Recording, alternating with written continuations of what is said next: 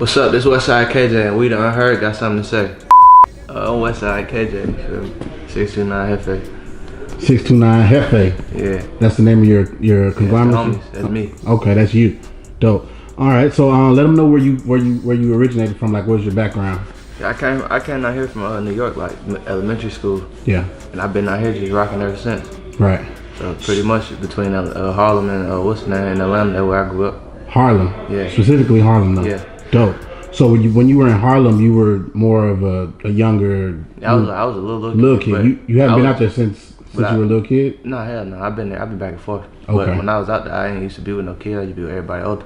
Right. So I was like 6, 7 with like niggas like 20, 15 and shit. Oh wow.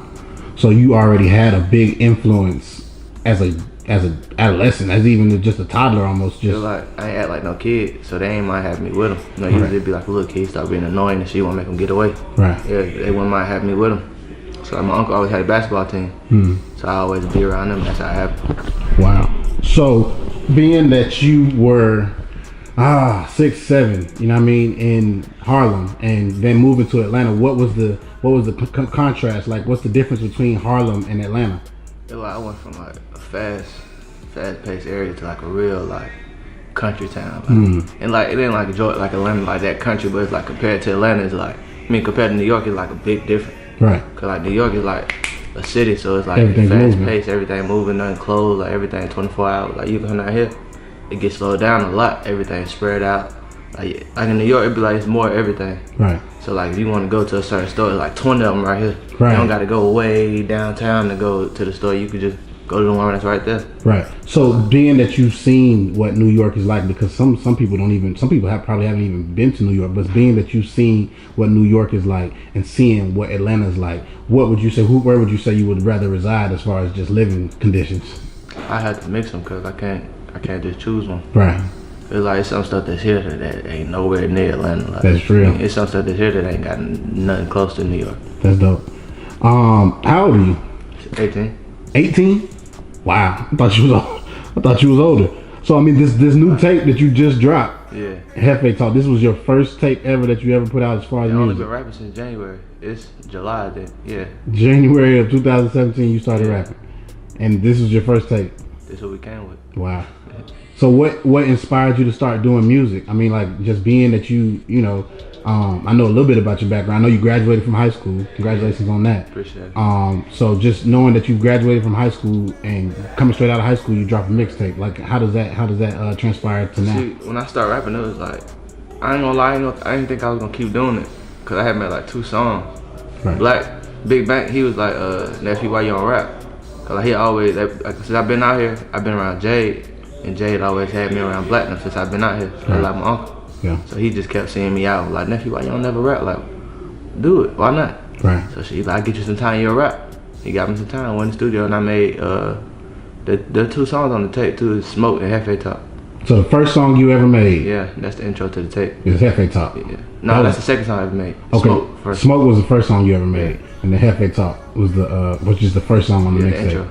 Wow. Like, how does it feel to really graduate from high school? I mean, it ain't hit me, school ain't start back yet, so it still feel like summertime, like I'm a kid, I'm gonna start school in August again, but like, it ain't hit me yet. Right.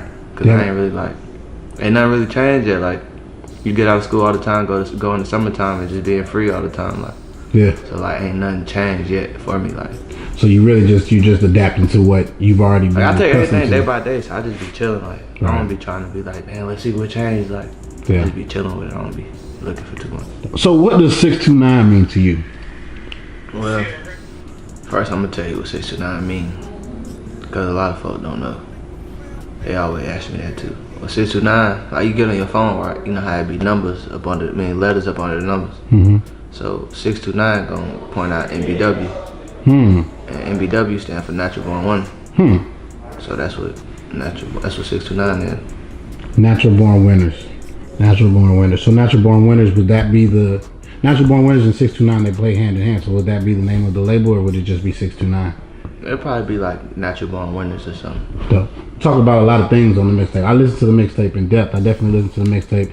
You got Bigger Rankin hosting it. Yeah, shout out to Bigger Rankin. Yeah, Bigger Rankin is definitely one of the OGs. He co-signs a lot of dope artists. He don't just co-sign anybody. That's for him to even be a part of your project. How does that feel?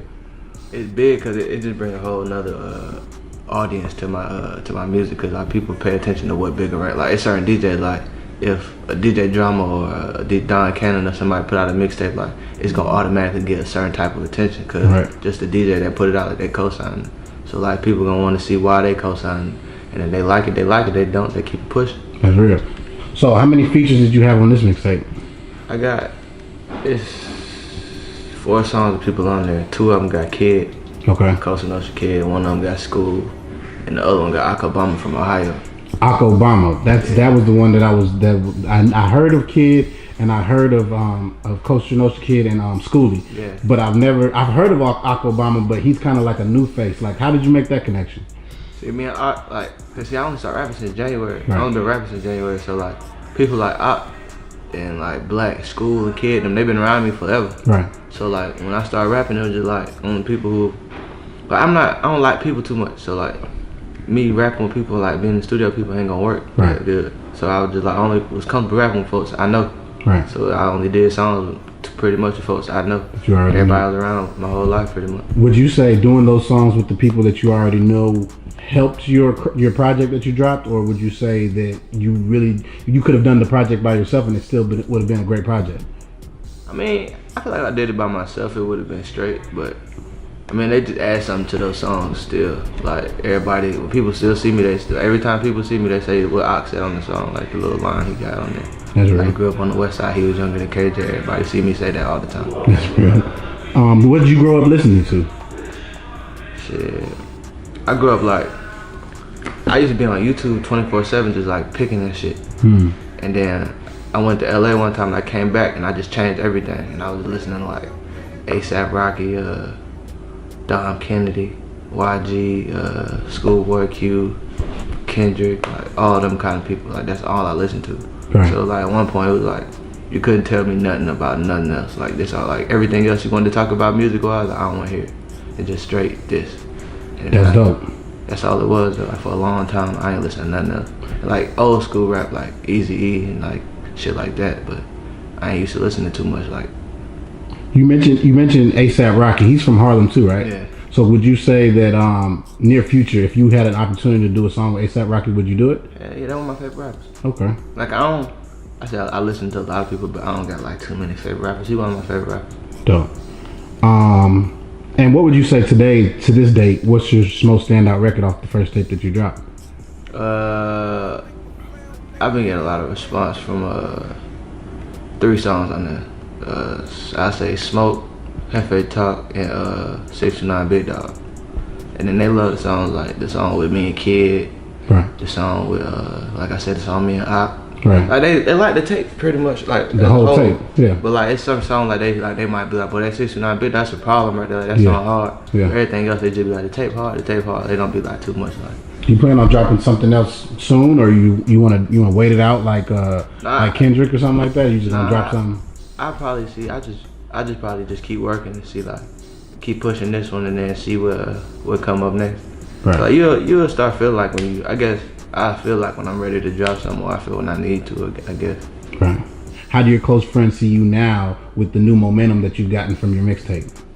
Like most of them, like most of everybody around me, like I don't be with too many people. Like I be around the same people pretty much every day, all day. Right. So like when I started doing the music, it's like I just really found a position for everybody to do something. Mm-hmm. So I just fit everybody in. Like so now we all just be around each other, just doing this all day. So it just be like they used to, like it be freaking us out. Like it trip us out. We go places and people be like excited to hear this shit, or like people pull up on them, like cause I'm like I don't really care for it like that.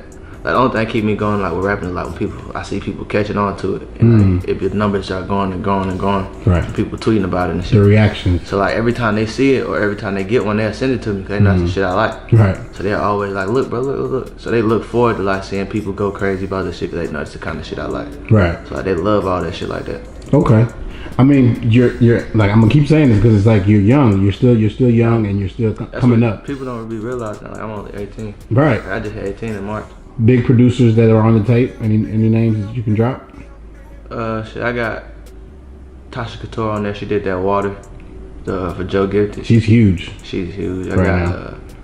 I ain't really worked with. I got RJ Lamont from Detroit. Okay. He's hard. He did the one from what's the name? Me and Ock. Okay. Get the money, and then pretty much like I don't too comfortable with people. So when I was working on it, like mostly I got my producer Colossal.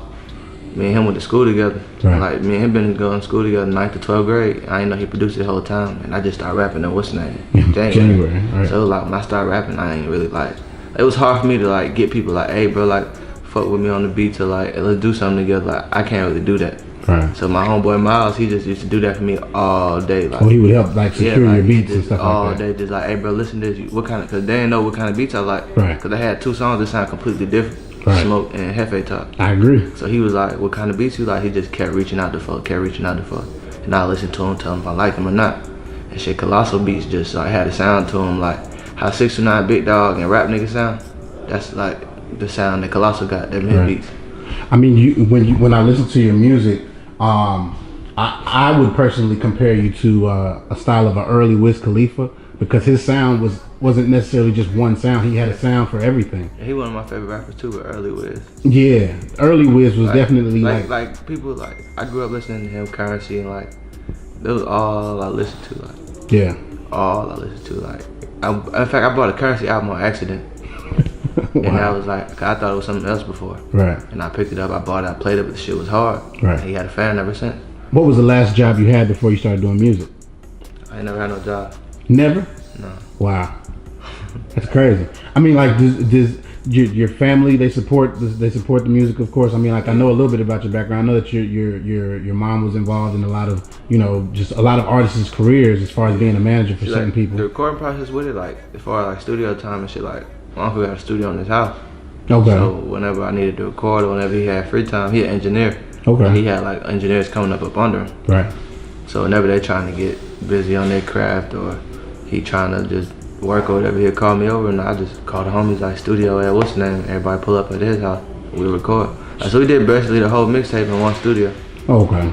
So I mean, basically, like you were like crash test dummy for some of these guys. Just being able to go into the studio and work with a fresh voice and getting somebody who's never really done music before. Yeah, cause like it be shit that people look for. Like when they go to the studio, like I just need somebody to press the buttons for me. Like I don't be knowing. Like you know how they be like, I want a mic to make me sound like this. Or, yeah. I want you to like turn on auto tune. Like I don't want you to put nothing on my voice.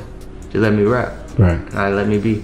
How do you feel about that? Like, I mean, this day and age, you got artists that are putting out so much music. Man, them niggas do not sound like that, dog. That should be weird. Like, niggas should be sounding like imagine a concert. Right. The only person who hard like that is Amigos. Cause I give it to them. Cause when they perform, they got the what's the name in their mic. The auto tune. Yeah, I think somebody told me it's their template. Right. So I guess how they record or whatever. I don't know. It's the same way they record that they perform. Yeah, so it sound how they record it. So right. when they be singing their songs, it come out just like they record. Kanye West does that as well. Even Travis Scott as well. Yeah. So I mean, like it's different. It's different. It depends on the person, really. It really depends on the person. It's all about preference. When you hear about like New York rappers and Atlanta rappers and that whole beef between, and not necessarily even a beef, but you know how they say that New York rappers are stealing Atlanta rappers' style. What do you feel about that? I mean, I just look at it as like, I hate when somebody say something about like, oh, somebody's stealing my style or something like. What you thought was gonna happen? Like you were gonna be the only person to rap like that forever, or like you thought you were the only person that gonna sound like this forever? Like just take like I expect people to take that like as like a compliment and just keep it pushing. They just be. I really feel like most of the people who be doing that be like, man, you doing it better than me. That's real. That's all it be. It be just like people don't know how to take that competition the right way. Right. When you were in high school, I mean, I'm sure you had people looking up to you when you were in high school. You people probably used to try and dress like me. Oh wow. So you were like one of the best dressed in school? They gave me that. Dope. Did you play any sports? In like 9th grade, I played. It's a picture in here somewhere. It's like football or something, but I played football and basketball. But like. You got off that real quick. Yeah, like I did it mostly like elementary and middle. When Right. I got to high school, I played football for like one season. It was over after that. Okay. So now that you've come to this state of making this music, continuing to do the music? Is that definitely because I mean I think in the mixtape I heard you say that I might just do this for a while and then just Now the first line on the mixtape, right till I get the check big enough, then I'ma quit. Yeah. Is that how you feel? That's really how you feel. I mean, shit, I get enough money, I ain't gotta do nothing no more. That's facts. So I mean, but I ain't gonna never get like that though, cause it ain't never enough. Right. I mean, I'm a greedy person, so like I ain't gonna never like stop. Like if I know I can keep making money from this and just keep doing this, and it's gonna keep bringing me money, like I don't see no reason to stop. Do you see yourself putting on any artists that are upcoming or maybe younger than you? Me and the homies got something. It's like whoever blow first got to put the rest of us on. So it's like whoever go first. But I see myself like 629 eventually gonna become something big enough to be like a label or something. So I see myself with artists and producers and everybody. Like, what would you look for when you look for an artist? I don't know. See, like since I was younger, I always been like I always knew how to pick music or stuff like that. So I just see like people I like naturally. Like it ain't like I like one kind of music, right? Or like you hear a song, you just naturally know KJ gonna like it.